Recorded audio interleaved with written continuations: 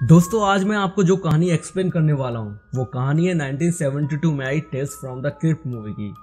Church के नीचे जो अंडरग्राउंड रूम होता है जिसे ब्यूरल प्लेस की तरह यूज करते हैं उसे कहते हैं क्रिप्ट और वहाँ के चौकीदार को कहते हैं क्रिप्ट कीपर। तो अब ज़्यादा टाइम पास ना करते हुए सीधे आते हैं कहानी पर। तो मूवी की शुरुआत में हम देखते हैं कुछ टूरिस्ट को जो क्रिप्ट का टूर करने आए थे, पर उनमें से 5 टूरिस्ट बाकी लोगों से अलग हो जाते हैं और एक रूम में चले जाते हैं। जैसे ही वो रूम में एंटर करते हैं वहाँ का दरवाज़ा अपने आप बंद हो जाता है। वहाँ उन्हें एक क्रिप्ट कीपर मिलता है जो उन्हें वहाँ बैठने को बोलता है। क्रिप्ट कीपर उन सभी का फ्यूचर प्रिडिक्ट करता है और उन्हें बताता है कि फ्यूचर में उनकी डेथ कैसे हो सकती है। सबसे पहले बारी आती है जोआना की। अब हमें जोआना की डेथ स्टोरी दिखाई जाएगी जिसका नाम है and all through the house. Christmas का दिन था। रिचर्ड जो कि है जोआना का पति जोआना के लिए गिफ्ट लाया था। फिर वो न्यूज़पेपर पढ़ने लगता है। तभी जोआना एक फायर पोकर से रिचर्ड का सर फोड़कर उसे मार देती है। फिर वो उसकी जेब से चाबी निकालती है जो कि होती है एक तिजोरी की। जोआना प्रॉपर्टी के पेपर्स को देख रही थी, तभी ऊपर से उसकी बेटी कैरल आवाज़ लगाती है जिसे सुलाकर जोआना रिचर्ड की बॉडी को ठिकाने लगाने के लिए नीचे आती है। लेकिन उससे पहले वो रिचर्ड का लाए गिफ्ट को खोलती है तो उसमें से मिलता है उसे एक ब्रॉश। जब वो रिचर्ड की बॉडी को ठिकाने लगाने लगती है तभी रेडियो पे अनाउंस होता है कि एक सीरियल किलर हॉस्पिटल से भाग गया है और वो सेंटा क्लॉज की तरह ड्रेस्ड है।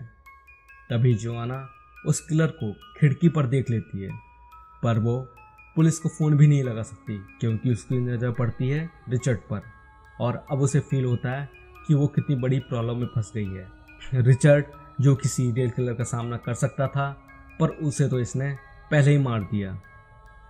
अब वो कुछ सोचती है, फिर रिचर्ड की बॉडी को बेसमेंट में फेंक देती है। वो उसके खून को इकट्ठा करती है और उसके सर पर डाल देती है ताकि ऐसा लगे कि रिचर्ड को सीरियल किलर ने मारा है। अपनी चालाकी के लिए वो मन ही मन बहुत खुश होती है। सीरियल किलर उसे क्या नुकसान पहुंचाता, उल्टा उसने ही सीरियल किलर के नाम पर एक मर्डर डाल दिया। अब वो घर के फर्श पर खून के दाग को साफ करके घर को ऐसा कर देती है जैसे वहाँ कुछ हुआ ही ना हो। फिर वो पुलिस को फ़ोन लगाने ही वाली थी कि उसकी नज़र चाबी पर पड़ती है जिसे वहाँ नहीं होना चाहिए था। फिर वो कैरल के रूम की तरफ देखती है जिसका दरवाज़ा खुला था। इन सब में वो कैरल को तो भूल ही गई थी। फिर वो कैरल के रूम में जाती है जहाँ उसे कैरल नहीं मिलती। तब उसे सब कुछ समझ आता है और वो नीचे आती है। कैरल उसे नीचे ही मिलती है जो कहती है, मॉम सेंटा आ गए हैं और मैंने उन्हें अंदर बुला लिया है।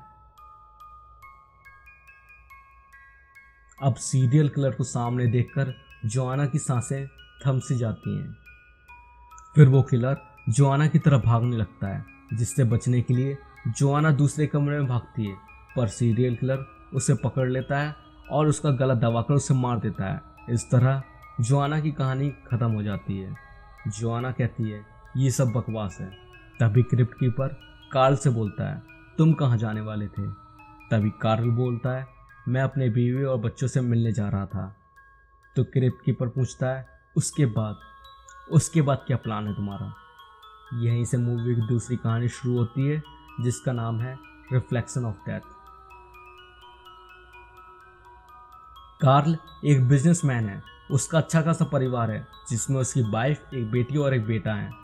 एक रात वो घर से ये बोलकर चला जाता है कि उसे बिजनेस मीटिंग के सिलसिले में दूसरे शहर जाना है, पर वो जाता है अपनी गर्लफ्रेंड सुजैन के पास। सुजैन ने घर का सारा सामान थोड़ी देर पहले ही वहाँ शिफ्ट करवा दिया जहाँ सुजैन और कार्ल साथ में रहने वाले हैं हमेशा के लिए। सुजैन की वजह से कार्ल अपने बीवी और बच्चों को छोड़कर जा रहा था, जिसकी वजह से वो थोड़ा डिप्रेस था, जो कि उसे होना भी चाहिए। तभी कार ड्राइव करने लगती है सुजैन और कार्ल आराम करने लगता है। बुरा सपना देखने की वजह से कार्ल के मुंह से चीख निकल जाती है, जिसकी वजह से कार चला रही सुजैन डिस्टर्ब हो जाती है और उनका एक्सीडेंट हो जाता है। कार्ल को होश आता है तो वो देखता है कार जल चुकी थी और सुजैन उसमें नहीं थी। यहाँ हमें कार्ल की आंखों से सब कुछ दिखाया जाता है। उसे एक आदमी दिखता है, पर वो आदमी कार्ल को देखकर भागने लगता है। कार्ल को भी कुछ समझ नहीं आता कि उसके साथ ये सब क्या हो रहा है। ऐसे ही वो रास्ते में किसी से लिफ्ट मांगता है, पर वो आदमी भी कार्ल को देखकर भागने लगता है। फिर कार्ल अपने घर जाता है और उसकी वाइफ उसे देखकर चीखने लगती है और दरवाज़ा बंद कर लेती है। कार्ल विंडो से झांकता है तो वो देखता है कि उसकी वाइफ के साथ कोई और आदमी है। वो मायूस होकर सुजैन के घर जाता है, पर सुजैन उसे देखकर नहीं चीखती। वो कहता है मैं कार्ल हूँ। ये सुनकर सुजैन थोड़ी परेशान हो जाती है। आसपास देखकर कार्ल को भी कुछ समझ नहीं आ रहा होता है कि कुछ घंटों पहले तक तो सुजैन का अपार्टमेंट खाली था, क्योंकि सारा सामान उन्होंने दूसरे टाउन भेज दिया। तब सुजैन बोलती है एक्सीडेंट के बाद उसने ये सारा सामान वापस शिफ्ट कर लिया, पर सवाल ये है कि इतना सारा सामान इतनी जल्दी, मतलब कुछ ही घंटों में कैसे शिफ्ट किया। तब वो बताती है उस एक्सीडेंट के बाद मैं अंधी हो गई और कार्ल मर गया। एक्सीडेंट को 2 साल बीत चुके हैं। कार्ल को कुछ समझ नहीं आता, पर सुजैन के ना चीखने का कारण वो समझ गया। और जब वो ग्लास में अपना फेस देखता है तो उसके भी होश उड़ जाते हैं, क्योंकि वो 2 साल पुरानी लाश था। चिल्लाते हुए वो जागता है और हमें पता चलता है कि कार्ल सपना देख रहा था, लेकिन चिल्लाने की वजह से सुजैन डिस्टर्ब हो जाती है और उनका एक्सीडेंट वैसे ही हुआ जैसे उसने सपने में देखा था। इसके आगे क्या हुआ होगा ये शायद आपको बताने की ज़रूरत नहीं है। ये कहानी सुनकर कार्ल सोच में पड़ जाता है, जैसे कि हम पड़ गए। फिर हमारी तीसरी कहानी मोड़ लेती है जेम्स की तरफ, जिसकी कहानी का नाम है पोएटिक जस्टिस। जेम्स अपने डैड एडवर्ड के साथ रहता है और उनके घर के सामने रहते हैं ग्रिमस्टैग, जो कि एक बूढ़े आदमी हैं जिनके ना तो कोई बच्चे हैं और वाइफ की कुछ सालों पहले ही डेथ हो गई। ग्रिमस्टैग अपना समय डॉग्स के साथ बिताया करते और आसपास के बच्चों को खिलौने दिया करते, जिन्हें वो बनाया करते थे स्क्रैप से।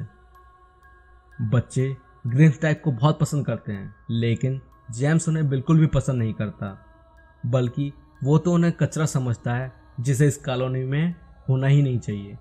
जेम्स डिसाइड करता है कि वो ग्रिमस्टैग को कॉलोनी से निकलवा देगा। उसके पास एक प्लान है। वो रात को अपने पड़ोसी के गार्डन में जाता है और सारे प्लांट्स को डिस्ट्रॉय कर देता है, जिसका सीधा सीधा इल्ज़ाम जाता है ग्रिमस्टैग के डॉग्स पर। पड़ोसी की कंप्लेंट पर पुलिस ग्रिमस्टैग के डॉग्स को वहाँ से ले जाती है। अब ग्रिमस्टैग बिल्कुल अकेला हो गया। अब वो अपनी वाइफ को याद करता है और बीजी बोर्ड की हेल्प से अपनी डेड वाइफ से बात करने की कोशिश करता है। उसकी वाइफ उसे बताती है कि तुम खतरे में हो। अब ग्रिमस्टैग सोच नहीं पाता कि उसे खतरा किससे है, पर हम जानते हैं कि उसे खतरा किससे है। जेम्स काउंसलमैन से कहकर ग्रिमस्टैग की पेंशन रुकवा देता है और अब ग्रिमस्टैग इनकम सोर्स ना होने के कारण और भी परेशान हो जाता है। जेम्स बहुत खुश होता है और अपनी अगली चाल चलता है और वो अपने घर के आसपास के सभी लोगों को अपने घर इनवाइट करता है। वो उनसे बोलता है कि अपने बच्चों को ग्रिमस्टैग के घर ना भेजें, क्या पता वो उनके साथ क्या करता होगा। यहाँ जेम्स ने सीधे साधे ग्रिमस्टैग पर चाइल्ड मोलेस्ट का इल्ज़ाम लगा दिया। अब सभी पेरेंट्स अपने बच्चों को ग्रिमस्टैग के घर जाने से मना कर देते हैं। ग्रिमस्टैग को भी कुछ समझ नहीं आता कि जो लोग पहले इतने काइंड हुआ करते थे अब उसे ऐसे नज़रअंदाज क्यों कर रहे हैं। फिर भी ग्रिमस्टैग अपनी हिम्मत टूटने नहीं देता। पर बदमाश जेम्स के पास एक और प्लान था, जिससे अब ग्रिमस्टैग चाह के भी वहाँ रह नहीं पाएंगे। अगले दिन वैलेंटाइन का था और जेम्स आसपास के सभी लोगों की तरफ से खुद लेटर्स लिखकर ग्रिमस्टैग के घर भिजवा देता है। ग्रिमस्टैग इतने सारे कार्ड्स देखकर बहुत खुश हो जाते हैं, पर उनकी ये खुशी गम में बदल जाती है जब वो उन्हें खोलकर पढ़ने लगते हैं, क्योंकि उसमें बुरी और घटिया बातें लिखी होती हैं, जैसे some people live in the country, some people live in a town, why don't you do us a service, jump in the river and drown. अपने बारे में लोगों की ऐसी थिंकिंग देखकर वो होपलेस हो जाते हैं। ऐसे ही एक हफ्ता बीत जाता है और किसी ने भी ग्रिमस्टैग को नहीं देखा था। आखिरकार जेम्स और एडवर्ड चेक करने के लिए ग्रिमस्टैग के घर जाते हैं। घर जाते ही उनकी आंखें खुल जाती हैं, क्योंकि वो लोग सोचते थे कि ग्रिमस्टैग बहुत गंदगी में रहता है, पर उसका घर बिल्कुल साफ सुथरा होता है।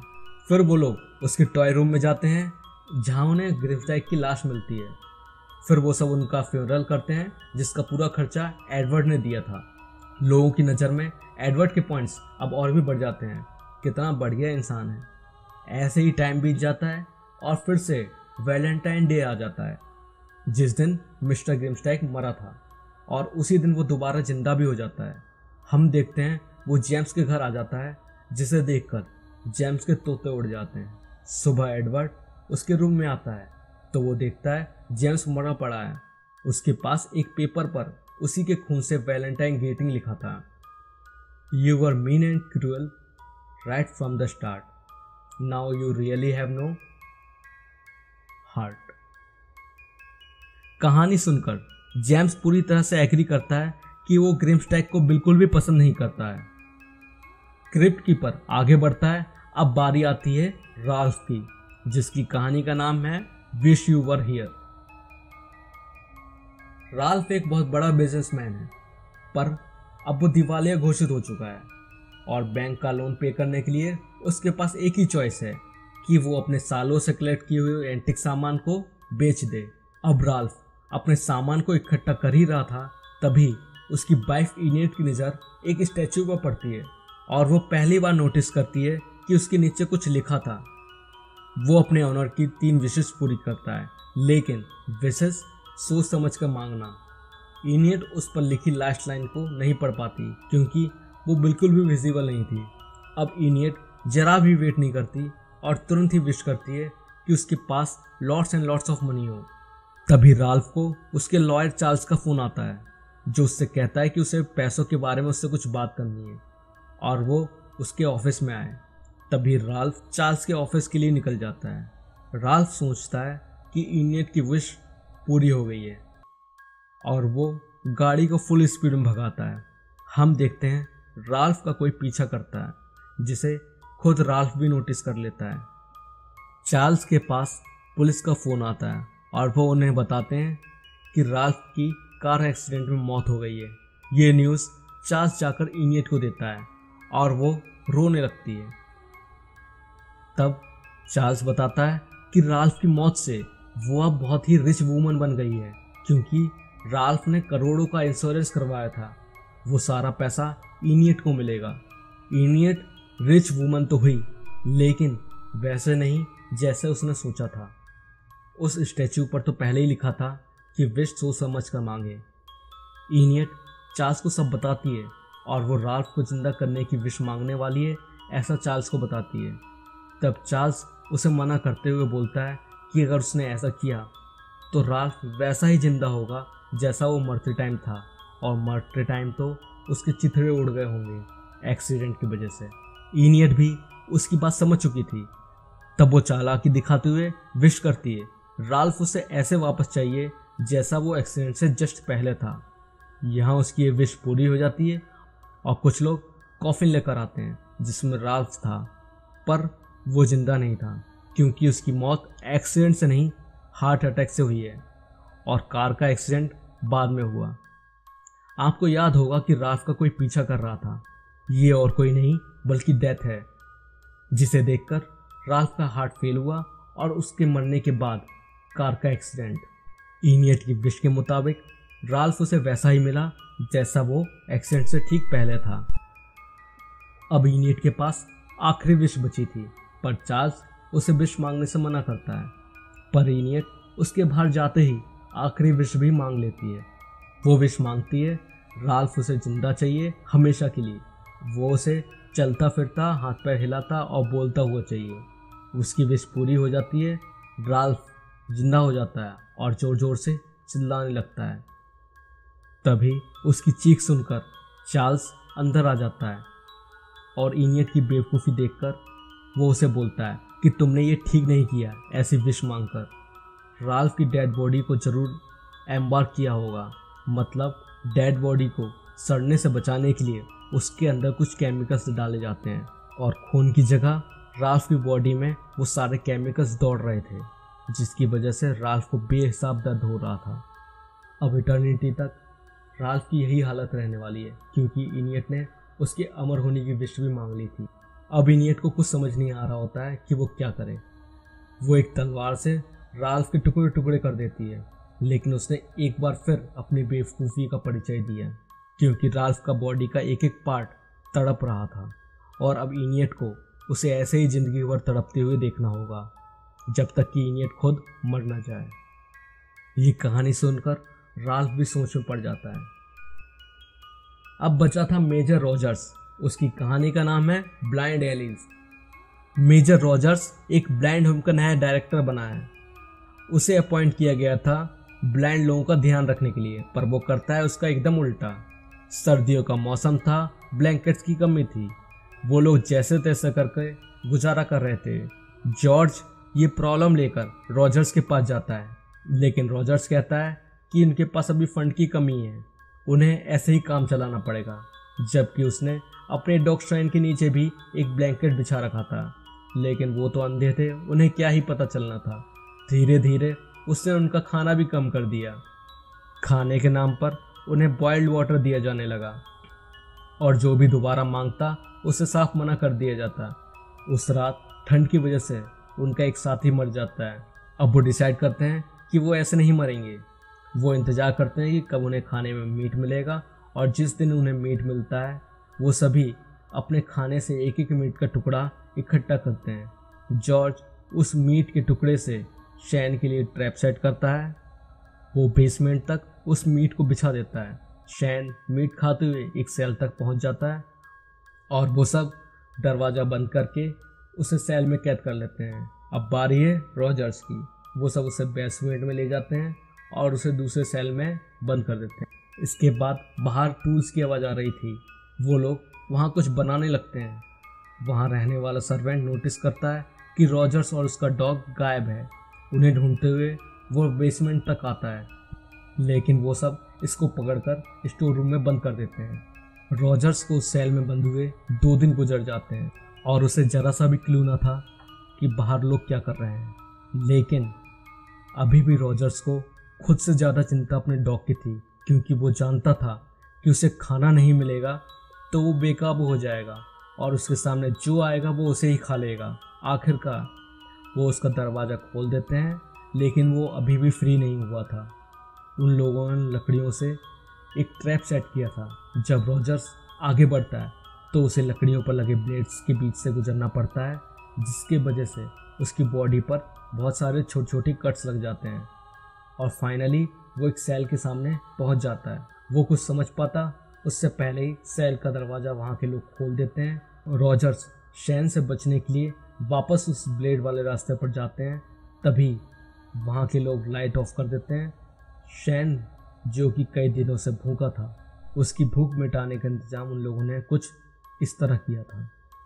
कहानी सुनकर रॉजर्स को कुछ समझ नहीं आता। वो बोलता है कि मेरी नई नौकरी लगी है, मैं यहाँ क्या कर रहा हूँ। तभी क्रिप्ट कीपर बोलता है दरवाज़ा वहाँ है।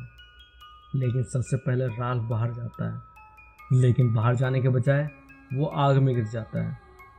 तब वो क्रिप्ट कीपर बताता है कि वो उन्हें उनके फ्यूचर के बारे में बताकर उन्हें वार्न नहीं कर रहा था, बल्कि वो उन्हें उनके गुनाह बता रहा था, जिसकी वजह से वो यहाँ आए हैं। वो सब नर्क में थे और उन्हें भी आग में भेज दिया जाता है। यहाँ क्रिप्ट कीपर कुछ कहता है, Who's next? Perhaps you?